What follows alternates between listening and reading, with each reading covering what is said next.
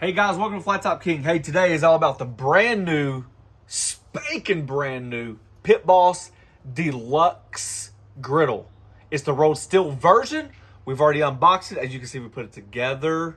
We're going to season it today, give it our kind of like first thoughts, our reviews, and see what happens. We will be doing the toast test for your visual appearance.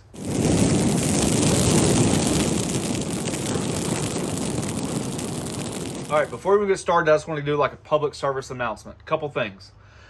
We did get rid of our Pit Boss Ultimate Griddle to make room for this. Personally, I'm just not the ceramic coated fan. To each their own. I think that's what I try to preach, pros and cons, and you guys have to determine what's the best value for you. I'm like most people out there, I like to bang and clang around on the griddle. Pit Boss has updated and improved their deluxe model. They've actually had it for years. So this is the brand new model. I think it needs to be publicly addressed. You got to be careful when you're talking about which griddle, how to season, what to do, when you're giving advice and yada yada on these chat rooms, these group sites, because there's so much conflicting information. The Ultimate Griddle has a ceramic top. This color combination looks extremely similar. It's got the very, very pretty blue on there. It's got the bigger, hotter, heavier handles. And of course, it's got the Pit Boss on front. So from a quick visual appearance, it looks like the Ultimate, but this is actually the Deluxe. The Deluxe is the rolled steel. So we're gonna be able to season this up just like we would a standard griddle from Blackstone, Weber, or Traeger. Pit Boss did send this to me for free because I know there's about 3 people out there that just get their shimmies about it. Because I think it's important to get the information out there.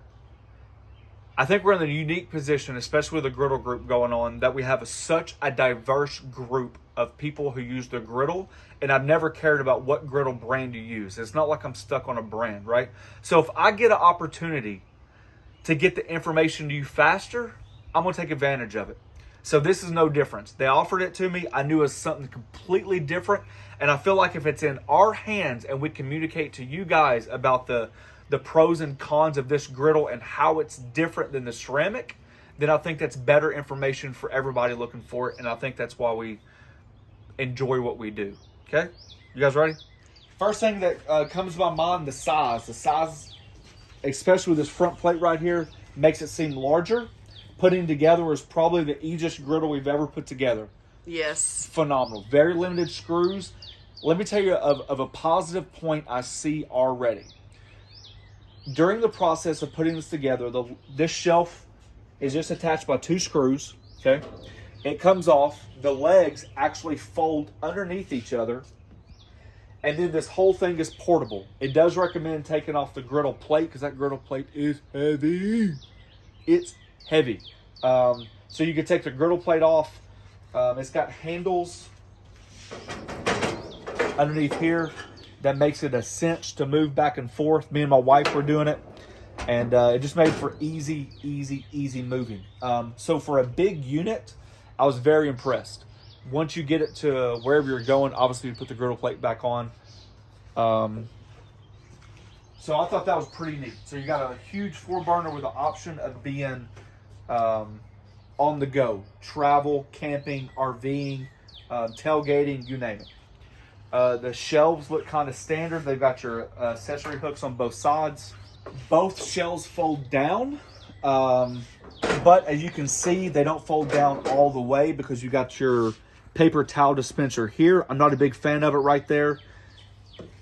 And your shelf right here will not fold down all the way because obviously you've got your tank, okay? What I've learned is just because it's my pro and con doesn't mean it's your pro and con. The average person out there will keep their shelves up year round. Since I have to move so many griddles around, storage to me is a big component, one of those honets. And so I typically like my shelves to be flat because it just saves me space. So you guys and gals might not even pay attention or worry about that. Would it fold down flat if you take off the paper towels and then try it?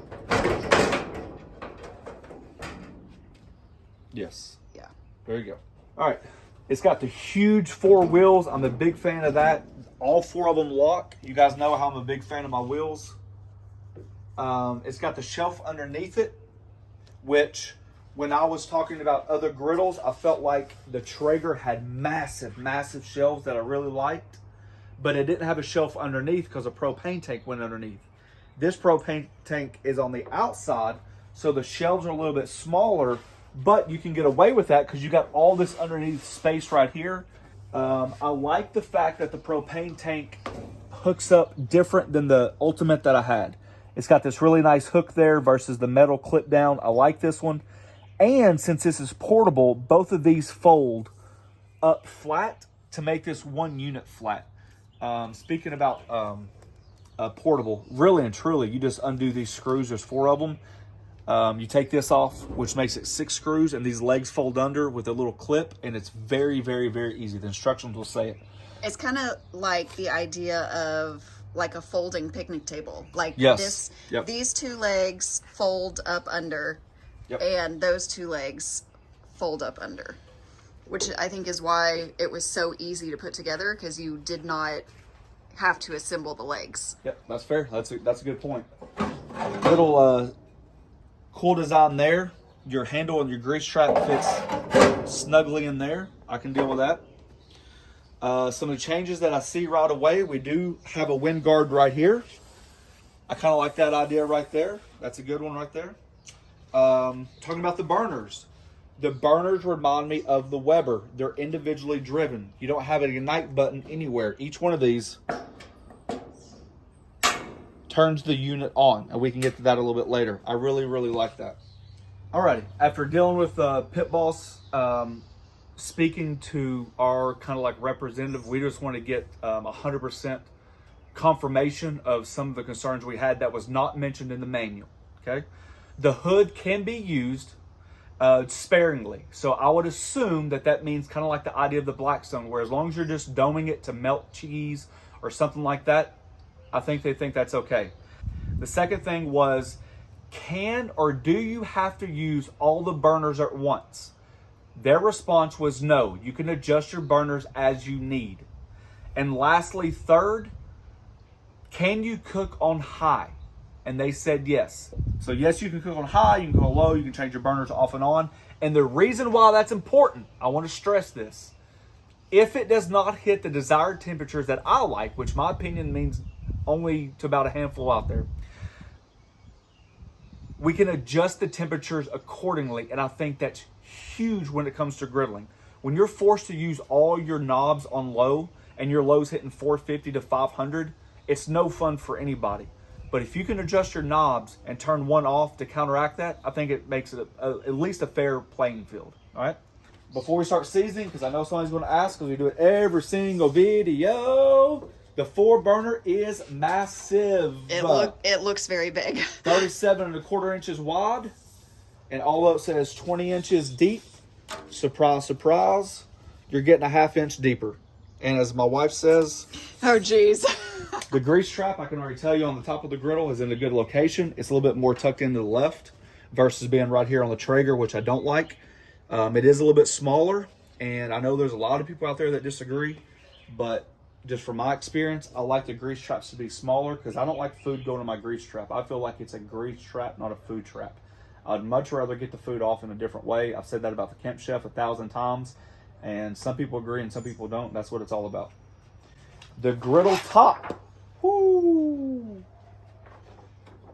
It says that it comes seasoned. I know it doesn't look like it. There's also a protective oil that's down on the griddle. We will wash this and start the seasoning process. But man, it is smooth. Now I'm not talking about rock, that's dirt. That griddle top's pretty smooth as it is. So we'll see how many coats it takes. This is a lot of questions asked in the Facebook group for many different brands, and it's pretty common. This is a matchstick holder. You put a match at the end of it. When you light it, it's got a chain. And for some reason, if your lighter's not working, once you turn the gas on, you can pop this in there and turn your burners on. And that way you're not sticking anything in there that you shouldn't have. So that's a popular question. That's fair for all brands. People get their new griddle and they're like, what is this chain thing? Okay. But ultimately, it's going to be how it responds to temperature. We're about to turn it on, season it, see what happens. We all can agree that maybe looks don't matter as much anymore. But the one thing that is a telltale is our seasoning. So let's get started on that. I've just got some soapy water, some dish soap in here, some warm water on a dish rag.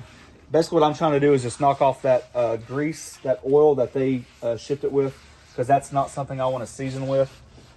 If we lift up this right here before we get started, we got the angle iron dried here that's been welded in. I'm sure that's helped prevent warping. Like I said, the griddle top is absolutely, it's heavy. And then if she can zero in on these screws, you guys can see that these screws actually level themselves. So you can undo them, level. And that's actually how you level your griddle. And that's pretty, I like that. As you can see, we've got the 4-burner unit. The left side has got that, what I call the D or the C or the U, however you want to call it, burner. So I'm interested to see the heat retention for that one. It's got nice airflow underneath, which I think is important. The one drawback I see right away, besides listening to it, you can't tell if your burners are on. You can look through here, but you can't look through the back. So, you know, it'd be nice if it had maybe a peephole right there above it, just so you could see, but I'm sure they want you to listen by ear, so.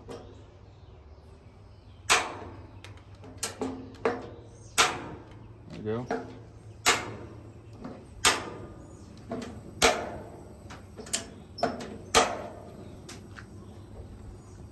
Per the manual instructions, it says you need to do a burn off for all the debris, the oils, and all that stuff for 15 minutes. So it's going to be on high for 15 minutes. After the 15 mark is up, we'll be back. 15 minutes later, this is what we're looking at. So obviously some goods and some bads already. It already looks like the front part is you're only shooting about 280. The benefit is, once we start shooting the gun, I'm going to show you that it actually is pretty even. One problem I see right now, there is a ton, and I mean a ton of heat coming out of this side right here and that side. These shelves are hot. Let me just kind of scan it. But it's still SAID. It gets hot up there in that corner, 450. And then it gets coils down off here in the front, about 280 to 300. You can see by the whiting that the griddle is ready. I prefer grapeseed oils. We're gonna throw a couple coats down, see what happens. Okay, like we said, front, back, corners. Please be very careful, it's extremely hot. Wipe all the excess off.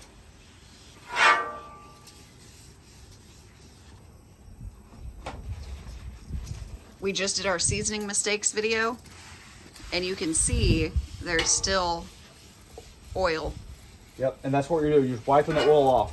They say that there's enough oil on there that your eye won't catch it.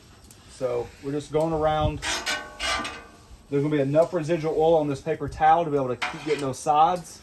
And now I'm just gonna wait till that smoke dissipates, stops rolling, and we're gonna add another coat. All right, we're not gonna add any more oil. There was so much oil in that first layer that I soaked up on this rag. Remember, it's about thin layers, so this is gonna be the second coat.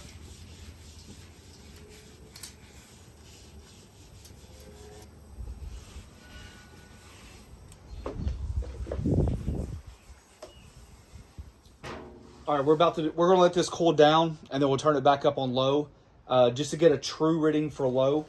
The one thing I will say is during the seasoning process, you can obviously see that we're probably gonna have problems with the front part, but it seems like the griddle itself has stayed true to about a 30 to 40 degree difference from left to right.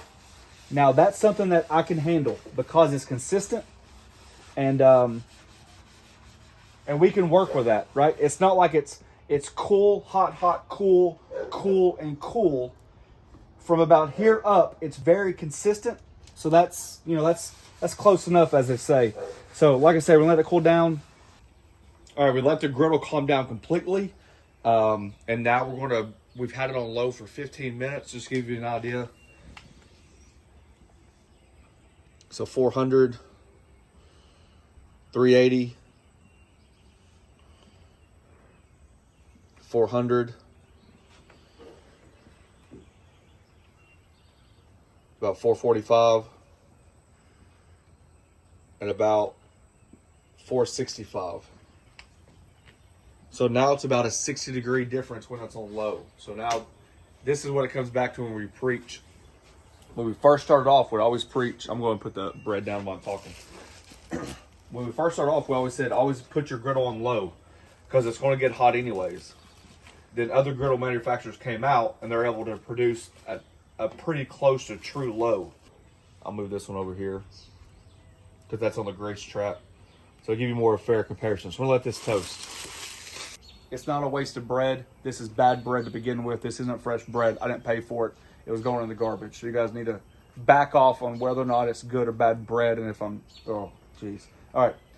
While our bread's toasting, I just want to do like a kind of like a one-on-one personal announcement. You guys cook on all your griddles, and there's so much griddle information out there. I do not want this to be lost in the mix. The reason why this information is so important, because I know there's going to be a lot of misinformation out there, and I'm not the Mr. Information know-it-all. I just want the correct information to be given. So if you guys see a video or a tutorial or something like that, I hope this is where you guys send them. This is a rolled steel griddle, okay, or cast iron, however they want to. You treat it the same. The point is, the color combinations look very, very, very similar to the Ultimate, okay?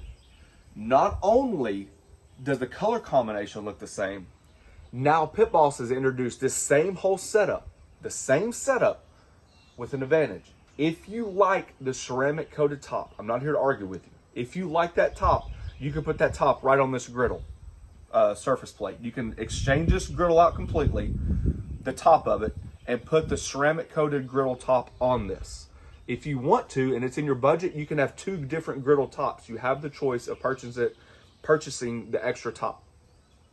So I just want to make clear there's a very distinct difference, especially with the color combination. So when you hear a lot of information out there about what should I do with this griddle, what should I do with this, just be very cautious who you're listening to and understanding that there are differences of griddles. All right, doesn't take long. This right here is almost exactly what I was thinking. Remember that top left was a cool spot. The heat starts transferring over. I would ignore that one right there. Because it was the end. So it was bowed up. Yeah.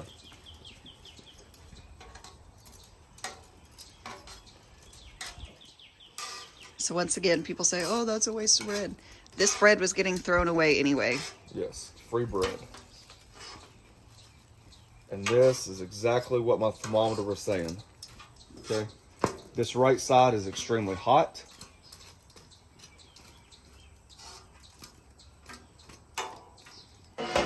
And there you go.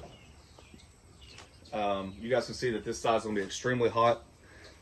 This side, obviously it seems like this is your sweet spot, along with sides that just look extremely low temperature zones. So, but that gives you a visual, and that's what this is all about. It's just to be able to get the information to you so you guys can do with it with what you want.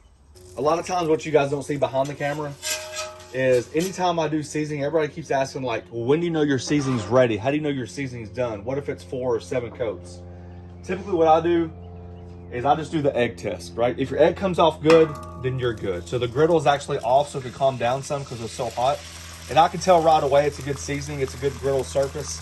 You can tell the way the eggs spread. If you do eggs enough, you'll notice that once you put it down, like it sticks immediately. But that's gonna be a good griddle right there. Really bad uneven heating, but the surface is really good. So that's how you know you got a good seasoning right there. And you used what? Grapeseed oil for this one? For the whole seasoning? Yeah. Yes. And then butter. I always use butter for eggs. See that? That's a good seasoning right there. All right, just a quick recap. It's got the 4 big locking wheels. All 4 wheels lock. It's got this shelf underneath here. I didn't mention it when I did the initial look because obviously I hadn't turned it on yet. The heat under here does actually get pretty hot, so I'd be careful what you put down there. If you put butter or cheeses or something like that for a little bit more shelf space, you might be very careful or wary about doing that. It is a hot area. They also said you can alternate your burners.